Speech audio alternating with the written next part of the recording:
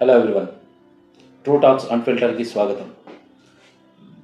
నా కథ సిరీస్లో మీ ముందుకు తెస్తున్న కథలకు వస్తున్న స్పందనకు చాలా సంతోషం.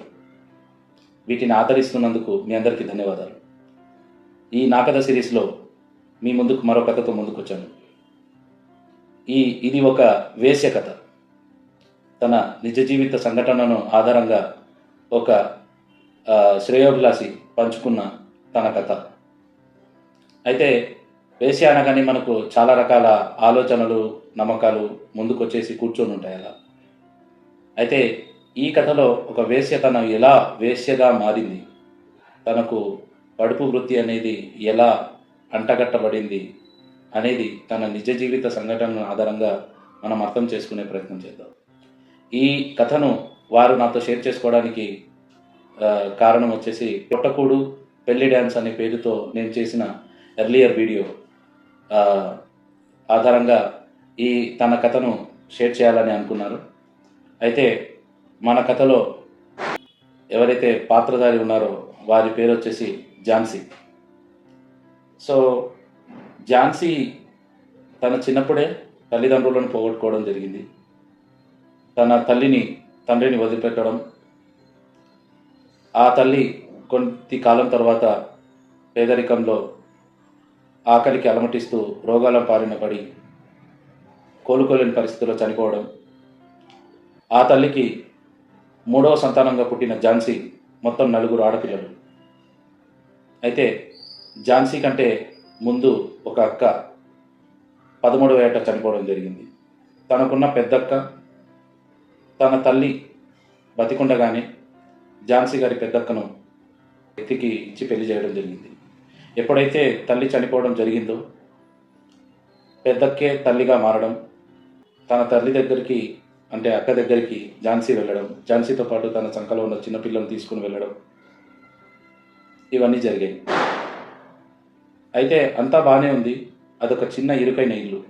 సో ఝాన్సీ ఎప్పుడైతే తన చిన్ననాటి వయసులో అప్పుడప్పుడే చిన్నపిల్ల నుండి యుక్త వయసులోకి వచ్చే దశ ఏదైతే ఉందో వారి ఇంటి దగ్గర ఉన్నప్పుడు కొన్ని సందర్భాల్లో ఇరుకైన ఇంటిలో సంసారాలను గమనించడం కానీ, ఆలుమగల మధ్య సన్నివేశాన్ని గమనించడం కానీ, వాటి ద్వారా తనలో ఏదో లేని ఆలోచనను పుట్టుకురావడం, అలాగే తన చుట్టుపక్కల ఝాన్సీని కొన్ని సందర్భాల్లో కొంతమంది చాక్లెట్ కొనిస్తానని, బిస్కెట్ కొనిస్తానని, లేదా బొమ్మలు చూపిస్తానని తీసుకొని వెళ్ళి తనను తాకరాని చోట్ల తాకుతూ ఆనందం పొందుతూ తనకు చిన్న చిన్న వస్తువులు ఇచ్చి వారి మాటలు వినేలాగా ఆ అభంశుభం తెలియని ఝాన్సీకి మొట్టమొదటి పడుపు వృత్తి యొక్క అనుభవాన్ని వాళ్ళు పరిచయం చేశారు.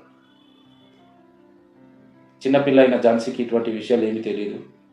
వారితో మాట్లాడడం, వారు చెప్పిన పని చేయడం, వారు ఇచ్చిన చాక్లెట్లు, బిస్కెట్లు తినడం, ఇదే ఝాన్సీ యొక్క దినచర్య. అది రాను రాను తన శరీరంలో వస్తున్న శారీరక మార్పులను కూడా ఆమె గమనిస్తూ నేను కూడా ఒక ఆడదానిగా మారుతున్నాను అని ఝాన్సీ గారు అనుకుంటున్న తరుణంలో తనకు తల్లిదండ్రి లాంటి పెద్దల యొక్క ఆదరణ కావచ్చు, రక్షణ కావచ్చు లేకపోవడం ఒకటి, అప్పటికే బీదరికంలో మగ్గుతున్న అక్క యొక్క జీవితం కావచ్చు, ఇటువంటి విషయాలన్నీ ఈజీగా తను బతకగలిగే మార్గాలను పడుపు వృత్తి రూపంలో చూపించడం జరిగింది. అప్పటి నుంచి ఝాన్సీ ఒక అల్లరి పిల్ల, బజారుది అనే పేర్లతో పిలిపించుకుంటూ అదే బజార్లో తిరుగుతూ ఉండేది. ఎవరు చూసింది లేదు లేదా జరిగింది లేదు. కానీ కొన్ని సందర్భాల్లో కొంతమంది మగవారి యొక్క ఫీడ్బ్యాక్ ఏదైతే ఉంటుందో అలా బజార్లో అది పాకుతూ ఫలానా అమ్మాయి అంటూ ఝాన్సీని సమాజం మొత్తం ఒక కార్నర్కి, ఒక మూలకు తోసే విధంగా తనను ఒక లిటరల్గా బలవంతంగా ఒక మూలకు తోసేశాయి. ఆ మూలలో ఆమెకు ఏ విధంగా కూడా స్వతంత్రంగా బతకడానికి, స్వతంత్రంగా ఆలోచనలు తీసుకోవడానికి ఛాయిస్ లేదు. అలాంటి సిచ్యువేషన్లోకి నెట్టివేయబడడం జరిగింది. అయితే నాకేం తెలీదు, నేనేం చేస్తున్నానో కూడా తెలీదు. కానీ నాకు జానెడు పొట్ట అయితే నింపుకోవాల్సిన పరిస్థితి ఉంది. చేయి చాపి అడిగితే ఇచ్చేవారు లేరు.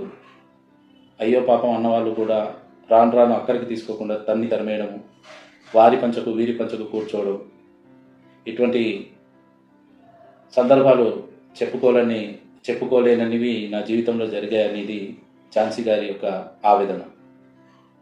అలా తను చదువుకోలేదు, తల్లిదండ్రుల ఆదరణ పొందలేదు.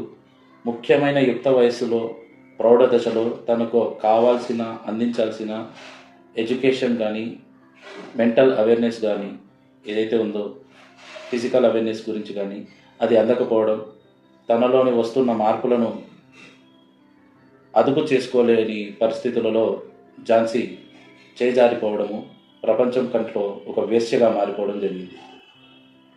అలా వేశ్యగా మారినా కూడా మళ్ళీ ఇక్కడ ఇంకొక సిచ్యువేషన్ వచ్చింది. ఝాన్సీకి తనకు బంధువుగా ఉన్న ఒక అక్కగారు తను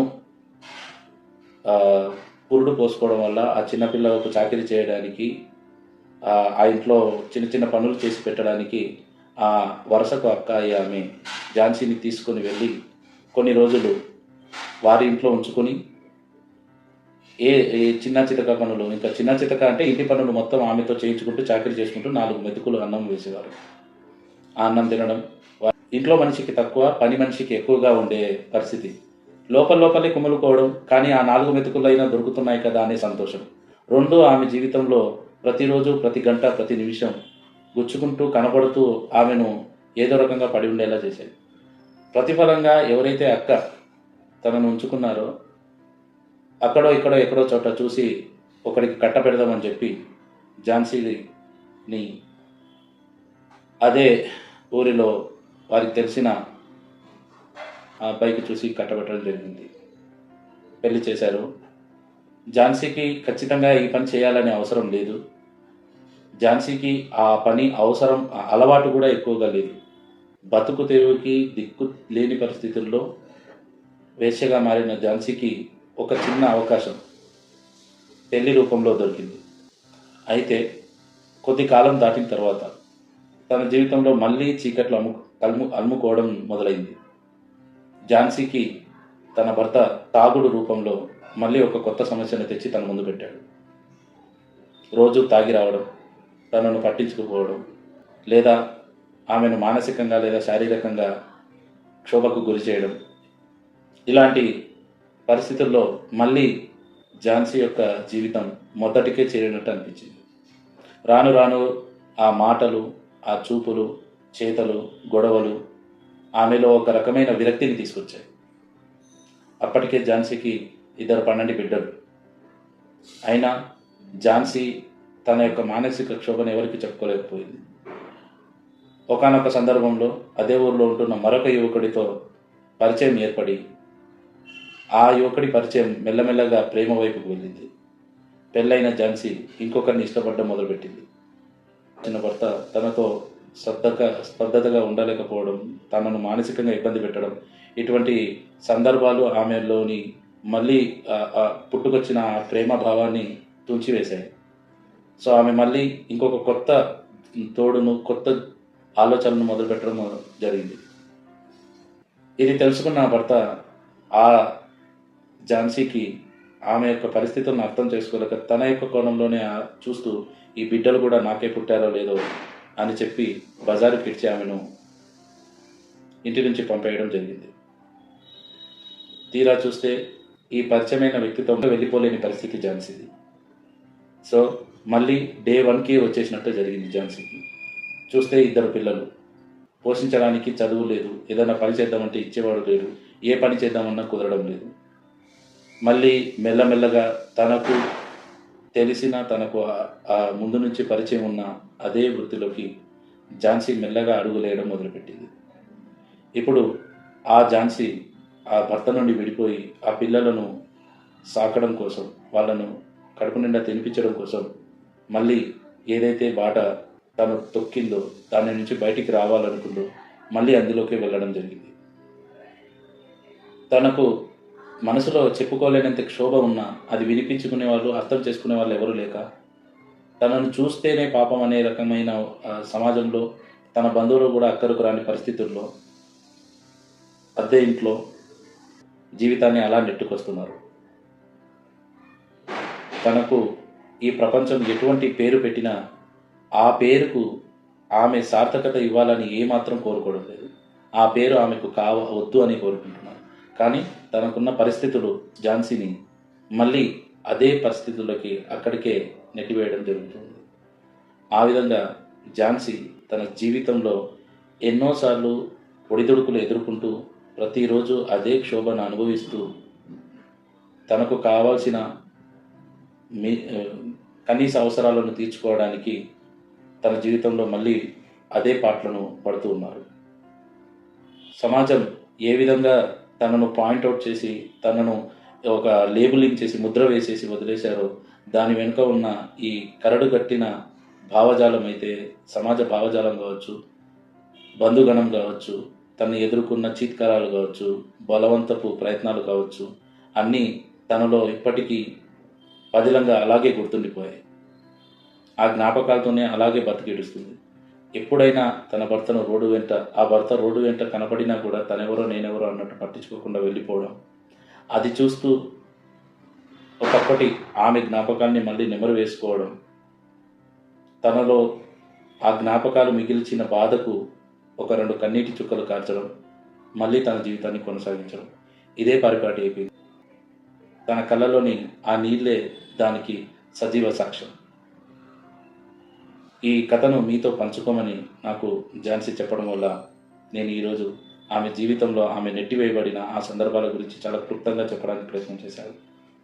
ఈ కథలో ఝాన్సీ లాంటి వారిని మీరు కూడా ఎక్కడైనా చూసినట్లయితే, మీరు కూడా ఇటువంటి సందర్భాలను ఎదుర్కొన్నట్లయితే కామెంట్స్ రూపంలో తెలియజేయండి. Thanks for watching this video. Thank you.